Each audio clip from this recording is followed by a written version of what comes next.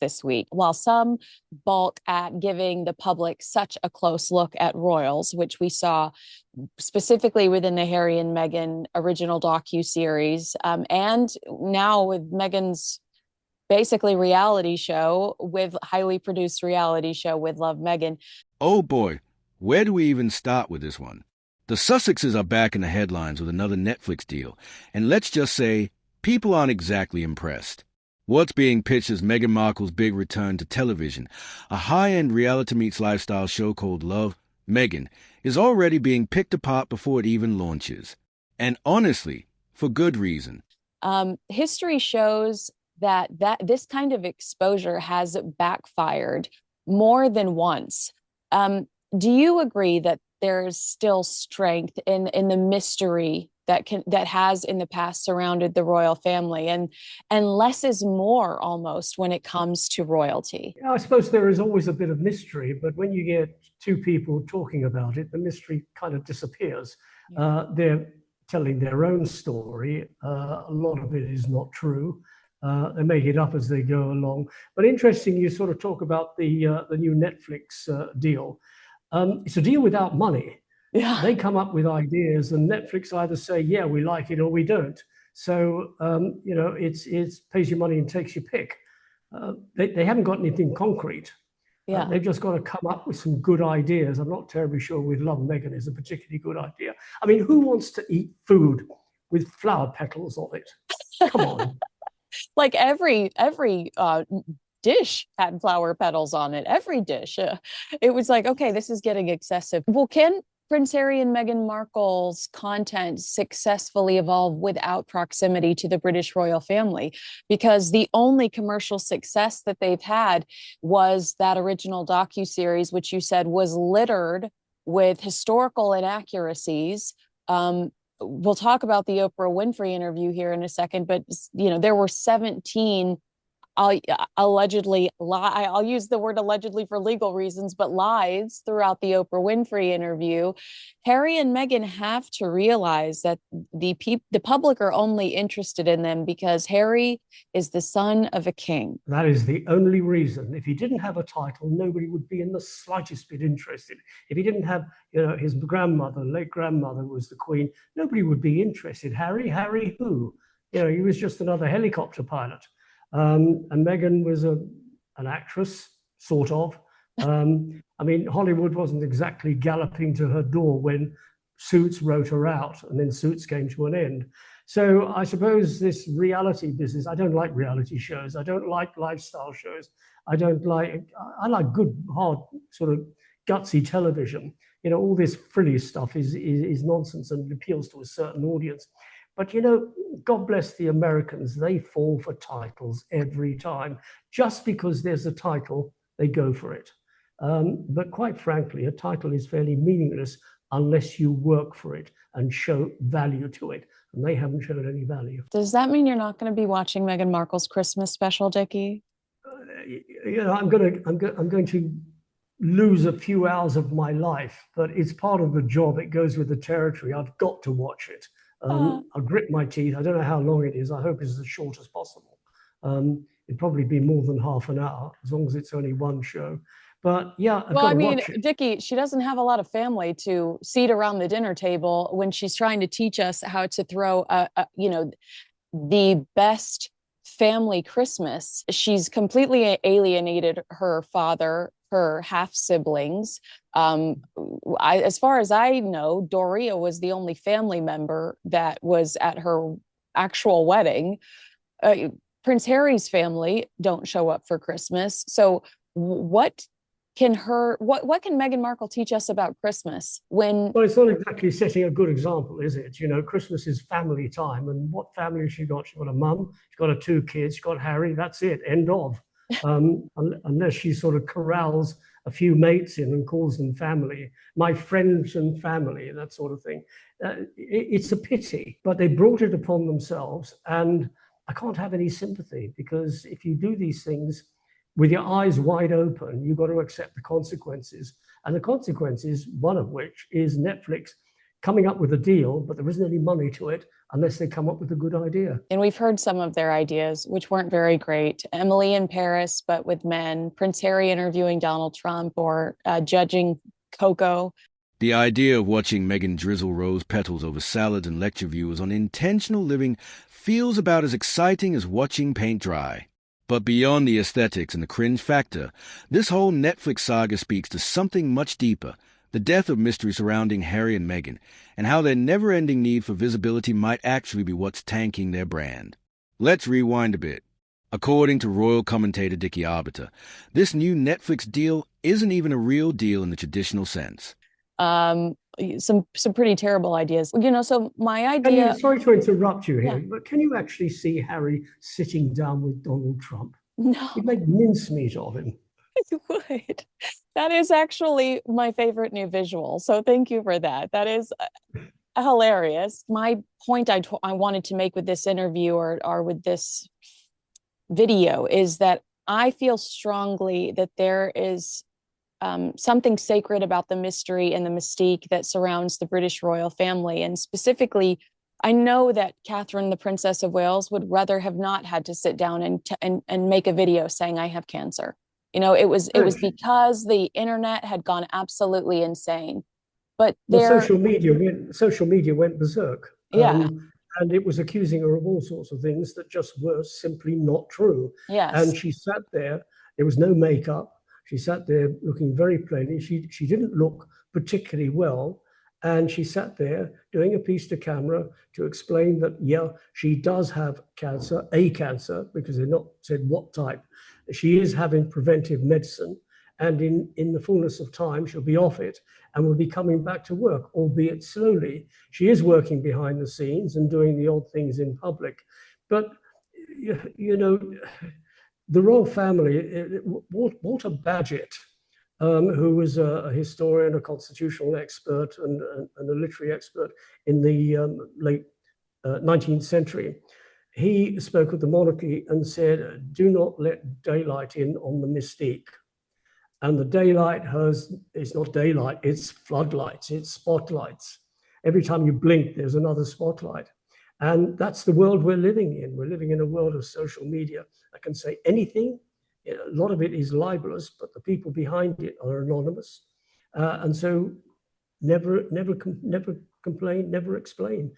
That's their mantra, and that's what they're going to stick by. Now, we are seeing Prince William and Catherine make some interesting decisions when it comes to access to them. Catherine is releasing these videos about the seasons. We just received, she just dropped a new video about the summer season. It's beautiful. She narrates it. Like I said, there was that really powerful video, I should say, that she released about her cancer. But they do, the way that they balance it is very impressive, because here we've got Meghan thrusting a Christmas special on us for Netflix. I also know that she's releasing seasonal products at that time as well. So she's going to be basically shilling these products from As Ever on this Christmas special. It's completely commercialized, very American. But at the same time, we feel like we have access to Catherine every Christmas. Because she does this gorgeous Christmas Carol concert, and there's no Catherine in front of a camera and talking to us face to face.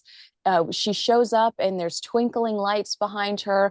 All of her family shows up. They all dress uniformed, and it's the sense of love, hope, unity, and a real closeness and a warmth from Catherine. Do you get that sense too, that William and Catherine kind of have it right when it comes to this balance of allowing the media access, but also backing up and keeping that mystique around them when they need to? They do. They keep an arm's distance, and when they want the media, then it's worthwhile. For example, you mentioned the carol concert at Westminster Abbey. It's not about Catherine. It's not about the royal family. It's about the spirit of Christmas and what Christmas is all about. And charities are involved, and that's the key to it. She embraces charities. So it's not always about them. Their time will come when he is king and she is queen, and they will be the focus of attention. There's reportedly no guaranteed money. Instead, The Sussexes have to pitch ideas and hope Netflix bites, which, if true, means they are no longer the hot commodity they once were. Gone are the days when the couple could sell an idea on hype alone. Now they're in a prove-yourself phase, and so far, love, Meghan doesn't seem to be convincing anyone. Even their defenders are starting to fade. The novelty of royals in California has worn off. The public has moved on to William and Kate's evolving roles, King Charles' quieter reign, and the next generation of young royals. But right now, it's about the projects they're involved in. William with his Earthshot Prize, Catherine with her homelessness and the young. It's a meaningful type of program. Teach the young now the right way, and you've got them going on the right path for the rest of their lives. Ignore them, and you see people ignore their children, because I see in the London Underground, day in and day out, mothers yakketing on their mobile phones. The kid is whinging. They give the kid another mobile phone, they watch television. That's not the way to bring up children. You've got to talk to children. You've got to read books to children. You've got to encourage children to read books. And that's what Catherine does. It's about the early start. Give them a good early start, and they're set for life. Ignore them. I'm in Greece at the moment, and I watched a family of three, a husband, a wife, and a child. He was busy on his telephone. The child was sort of whinging. The mother was on her telephone, and they were taking no notice. They're on holiday at a seaside resort, and they're not even communicating with the child. What hope is there for a future generation? Oh, it's so depressing. Well, let's talk about some of the missteps when it comes to the royal family giving access to the media.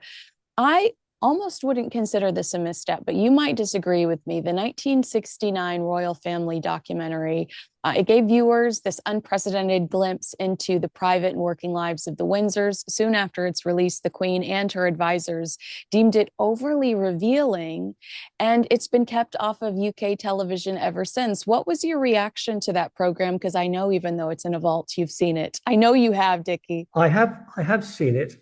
The reaction is that it was right for the time. It would be wrong in the 21st century. But in 1969, the royal family was going through a bit of the doldrums.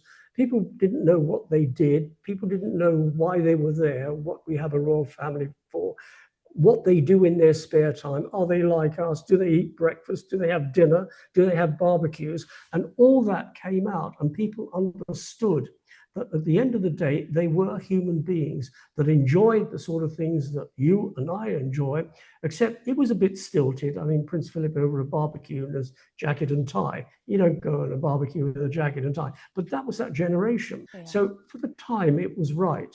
Today, it would be wrong, because there is so much publicity. There are so many outlets. There's the internet, there's Instagram, there's Facebook, there's X, social media ad nauseum, and they get it wrong, they get it right, they get it half right, they get it half wrong. It's a different world we're living in, and that's why that sort of program wouldn't work. But it was right for the time. William Heseltine, who was an Australian, and he eventually became the late Queen's private secretary, but he was press secretary, and he was an assistant press secretary, and it was his idea, along with the Duke of Edinburgh, that we need to explain what the royal family is all about. And it did just that. It had a very good audience. It was broadcast 3 times. There was no Christmas message in 1969. That was broadcast instead. And it hasn't seen the light of day since. Did that documentary being shoved in a vault actually again add to the mystique that is so important to the royal family? Because for years before it was leaked online, people would whisper about it. Well, there was a generation that did see it, the wartime generation, the pre-war generation. They did see it. They learned about what the royal family are. The younger generation, they're not terribly interested in the royal family. They know that it's there. They've been polled time and time again. They ask what it's for. Is it's expensive? Do we need it? What's the alternative? The alternative is some failed MP being head of state who's got no gravitas. That's the sort of thing that we don't want. But it's a generational thing, because the 25-year-olds are not particularly interested now. But when they get to 40 and 50, they are interested, and they see what the royal family is all about and what it does and why it does it. It's a shrunk royal family. I was calculating the other night that 10 years ago, there were 14 members of the royal family who are doing a job of work in support of the late Queen. But we've lost the late Queen, we've lost the late Prince Philip. Harry and Meghan have pushed off to your side of the pond. Andrew's sort of twiddling his thumbs, doing absolutely nothing. Duke of Kent, who was very good, a very good trade ambassador for 25 years. He's now 88 and he has mobility issues. His sister, Princess Alexandra, is occasionally in a wheelchair. So they're not frontline royals anymore. So it's diminished, and we are looking at a very much reduced royal family, but who are still doing the job and doing it extremely well. And in the fullness of time, people will understand what they do. But unfortunately, it's an aging royal family. Princess Royal is 75 on Friday. The King is 76 in November. Edward is 60. Andrew is, well, forget about Andrew, but he's 64, 65. So it is an aging royal family. So it's all on the shoulders of William and Catherine to keep the show on the road, and in the fullness of time, their children. I wish that they had more support, but I'm assuming that Prince William has some sort of strategy forming behind the scenes, and we'll just have to patiently wait and see how he deals with that. I don't know Very how much so. I don't know how you're going to react about this one. I'm so curious to see, but meanwhile, Harry and Meghan are still pitching reality shows to Netflix, trying to squeeze content out of a story that's already run its course. In the end, it's not just about losing a deal or releasing a bad show. It's about losing the narrative and the dignity that comes with holding something back. William and Kate seem to understand that perfectly. They give the world glimpses, not access. They open the curtain just enough to let people in, but never so wide that the illusion disappears. And in a world drowning in oversharing, that restraint feels like royalty's last great superpower. Harry and Meghan, on the other hand, might soon learn what happens when you turn the royal mystique into just another streaming product. When everything's for sale, your story, your brand, your image, eventually nothing feels special anymore. And that's the tragedy here. The Sussexes didn't need to become reality stars. They already had the world's attention. They just couldn't stop chasing it. Let me know your take on this video. Don't forget to like, share, and subscribe.